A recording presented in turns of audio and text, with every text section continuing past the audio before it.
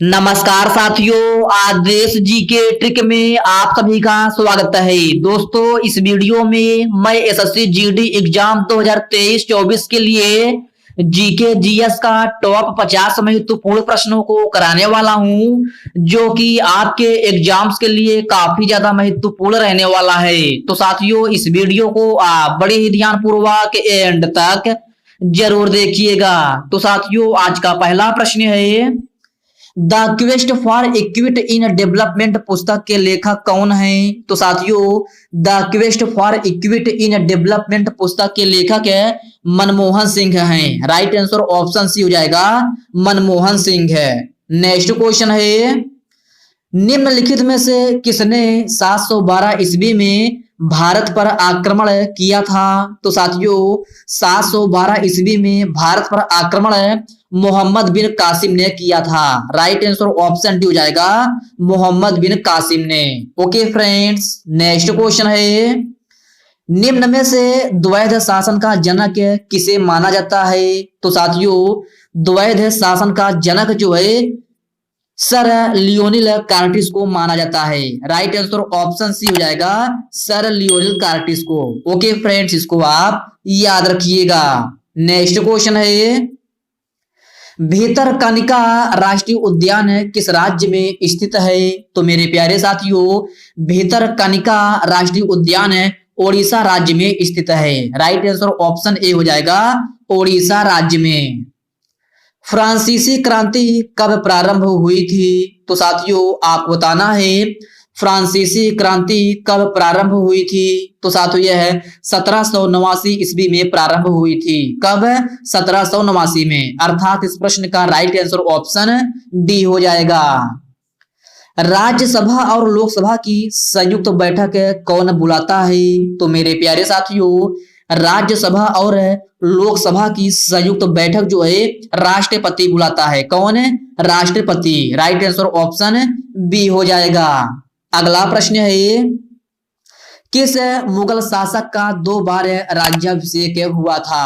तो साथियों, इस प्रश्न में आपसे पूछा गया है कि किस मुगल शासक का 2 बार राज्याभिषेक हुआ था? तो साथियों, यह जहांगीर का जो है 2 बार राज्याभिषेक हुआ था। राइट आंसर ऑप्शन बी हो जाएगा, जहांगीर का। ओके फ्रेंड्स, इसको आप अच्छे से जरूर याद रखिएगा। निम्न में से वानखेड़े क्रिकेट स्टेडियम कहाँ स्थित है? तो साथियों, वानखेड़े क्रिकेट स्टेडियम जो है मुंबई में स्थित है। राइट आंसर ऑप्शन बी हो जाएगा, मुंबई में। ओके फ्रेंड्स, याद रखना इस प्रश्न का राइट आंसर ऑप्शन बी हो जाएगा, मुंबई।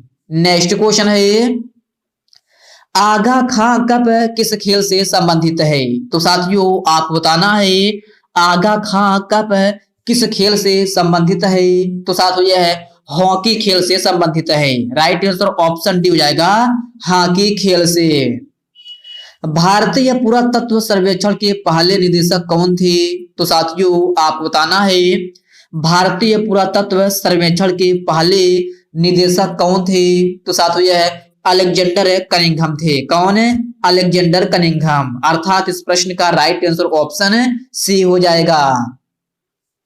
भारत में जय हिंद पुल कहां पर स्थित है? तो साथियों, यह कोलकाता में स्थित है। राइट आंसर ऑप्शन ए हो जाएगा, कोलकाता में। ओके फ्रेंड्स, याद रखना आपसे पूछा जाए भारत में जय हिंद पुल कहां पर स्थित है, तो आपका सही आंसर जो है ऑप्शन ए हो जाएगा, कोलकाता में।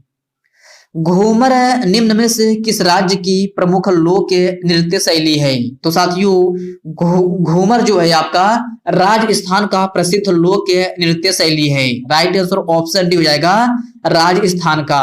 ओके फ्रेंड्स, नेक्स्ट क्वेश्चन है, निम्न में से मुगल सम्राट जहांगीर ने किसे इंग्लिश खां की उपाधि दी थी? तो साथियों, यह क्वेश्चन आपके लिए वेरी वेरी मोस्ट इंपॉर्टेंट है। आप इसको स्टार मार्क जरूर लगा लीजिएगा। तो साथियों, मुगल सम्राट जहांगीर ने इंग्लिश खां की उपाधि जो है विलियम हॉकिंस को दी थी। किसको? विलियम हॉकिंस को। अर्थात इस प्रश्न का राइट आंसर ऑप्शन ए हो जाएगा। किस देश को सफेद हाथियों का देश कहते हैं? तो साथियों, कभी कभी यह भी प्रश्न आपके एग्जाम में पूछ लिया जाता है कि किस देश को सफेद हाथियों का देश कहते हैं? तो साथियों सफेद हाथियों का देश जो है थाईलैंड को कहते हैं। राइट आंसर ऑप्शन डी हो जाएगा थाईलैंड को। पीर पंजाल रेलवे सुरंग स्थित है? तो मेरे प्यारे साथियों आप बताना है पीर पंजाल रेलवे सुरंग कहाँ स्थित है? तो साथियों यह जम्मू एंड कश्मीर में स्थित है। राइट आंसर ऑप्शन ए हो जाएगा जम्मू एंड कश्मीर में।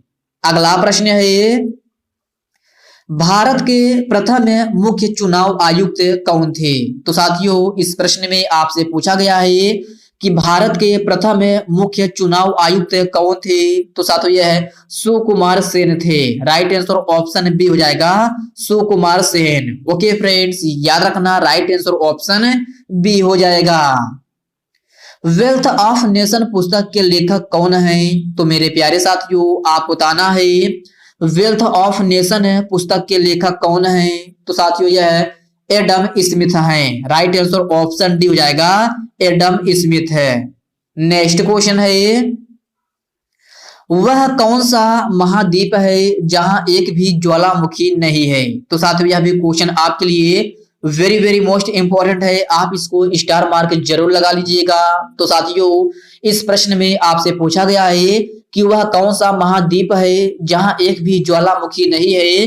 तो साथियों यह है ऑस्ट्रेलिया महाद्वीप है। राइट आंसर ऑप्शन ए हो जाएगा ऑस्ट्रेलिया महाद्वीप। भारत में मतदाता की न्यूनतम आयु क्या है? तो मेरे प्यारे साथियों भारत में मतदाता की न्यूनतम आयु जो है 18 वर्ष है। राइट आंसर ऑप्शन सी हो जाएगा 18 वर्ष। अगला प्रश्न है दो अक्षांश रेखाओं की बीच की दूरी लगभग कितनी होती है? तो साथियों आप बताना है दो अक्षांश रेखाओं की बीच की दूरी कितनी होती है? तो साथियों यह 111 किलोमीटर होती है। कितना?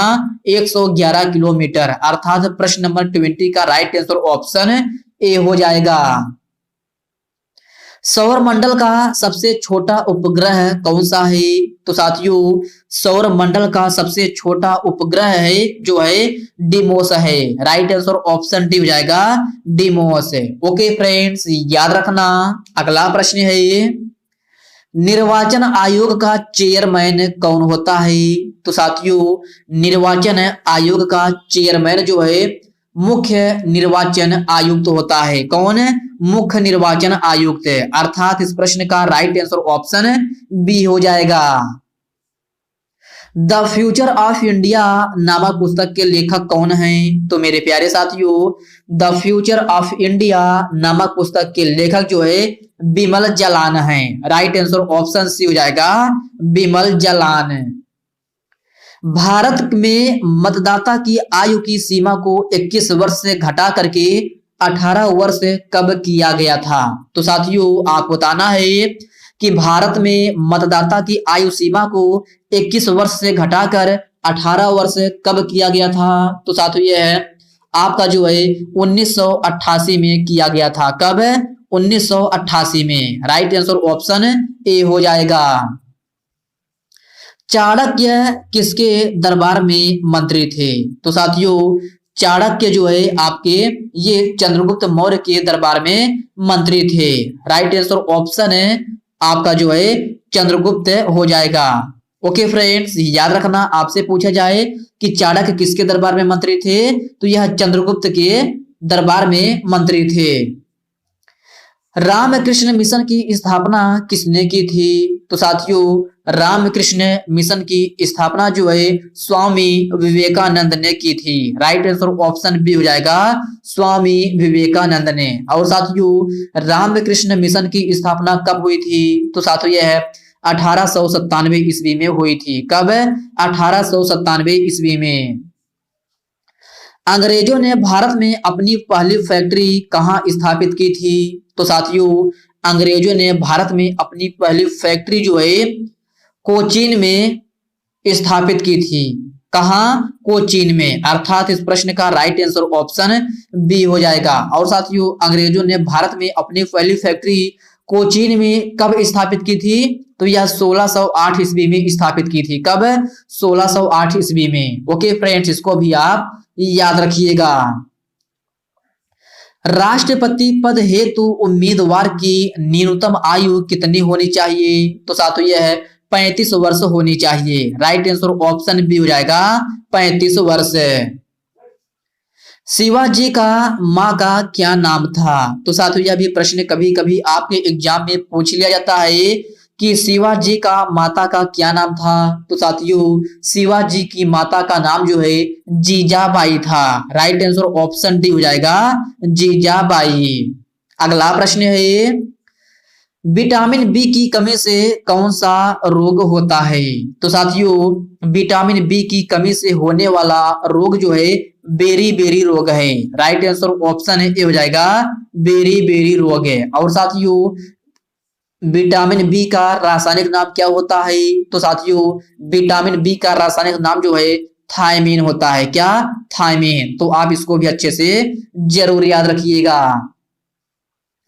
महात्मा गांधी को सर्वप्रथम महात्मा किसने कहा था? तो साथियों सबसे पहले आप इस क्वेश्चन को डबल स्टार मार्क जरूर लगा लीजिएगा, क्योंकि साथियों यह एक ऐसा क्वेश्चन है जो कि लगभग सभी परीक्षाओं में बार बार रिपीट होता रहता है। तो साथियों महात्मा गांधी को सर्वप्रथम महात्मा जो है रविंद्रनाथ टैगोर ने कहा था। किसने?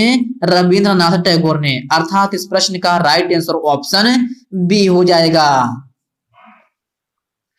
दिल्ली का लाल किला किसने बनवाया था? तो साथियों यह क्वेश्चन जो है ये भी प्रश्न अक्सर एग्जाम में रिपीट होता रहता है।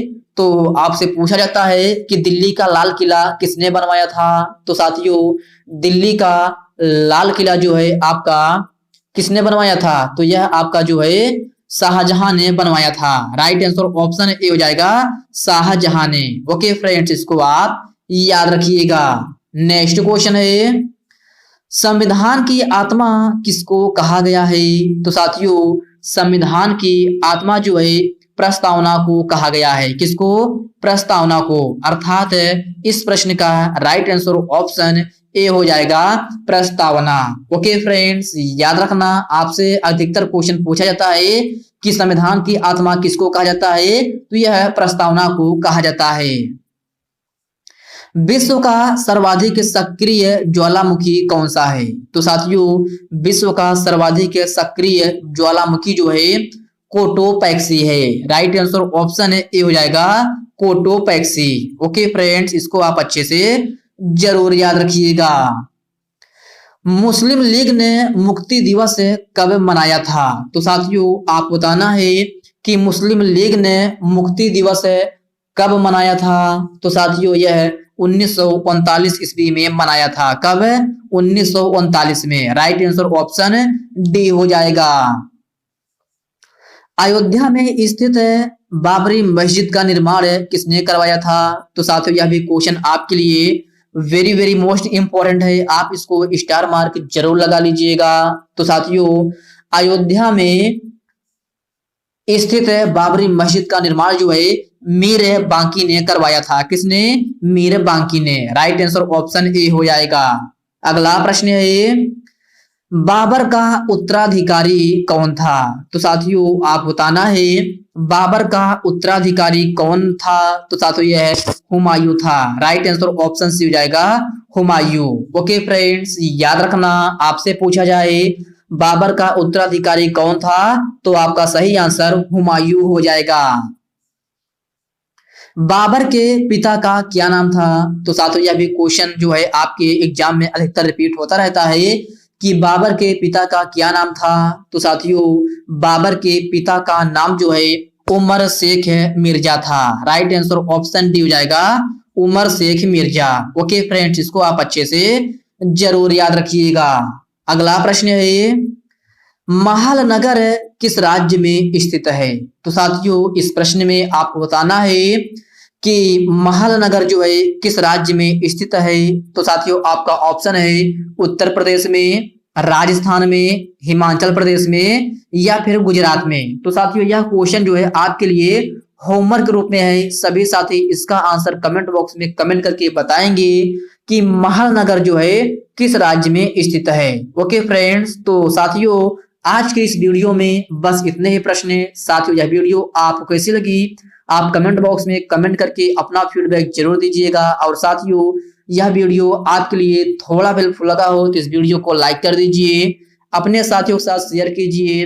फ्रेंड्स, अभी तक आप चैनल को सब्सक्राइब नहीं किए हैं तो प्लीज आपसे रिक्वेस्ट है, आप जो है चैनल को सब्सक्राइब करके बेल आइकन को जरूर से जरूर प्रेस कर लीजिएगा। तो चलिए साथियों, इसी के साथ हम मिलते हैं किसी नेक्स्ट वीडियो में। तब तक के लिए जय हिंद दोस्तों।